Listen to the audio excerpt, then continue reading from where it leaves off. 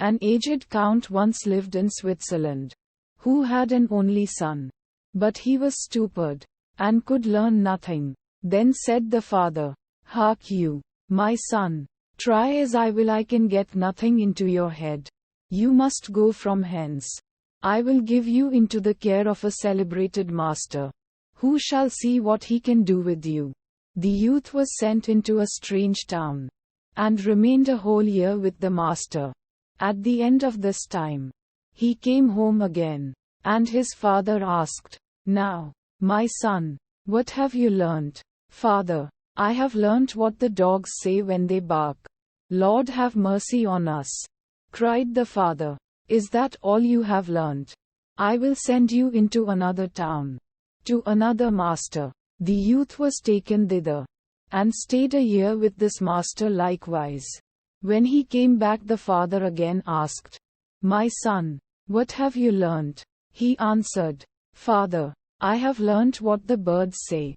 Then the father fell into a rage and said, "Oh, you lost man, you have spent the precious time and learnt nothing. Are you not ashamed to appear before my eyes? I will send you to a third master. But if you learn nothing this time also, I will no longer be your father." The youth remained a whole year with the third master also. And when he came home again, and his father inquired, "My son, what have you learnt?" he answered, "Dear father, I have this year learnt what the frogs croak."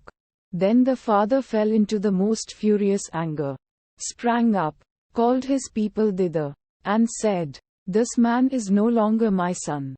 I drive him forth, and command you to take him out into the forest, and kill him." They took him forth, but when they should have killed him, they could not do it for pity, and let him go. And they cut the eyes and the tongue out of a deer that they might carry them to the old man as a token. The youth wandered on, and after some time came to a fortress where he begged for a night's lodging. "Yes," said the lord of the castle, "if you will pass the night down there in the old tower, go thither. But I warn you, it is at the peril of your life, for it is full of wild dogs, which bark and howl without stopping, and at certain hours a man has to be given to them, whom they at once devour."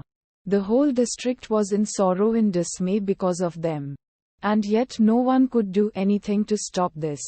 The youth, however, was without fear, and said, "Just let me go down to the barking dogs, and give me something that I can throw to them. They will do nothing to harm me."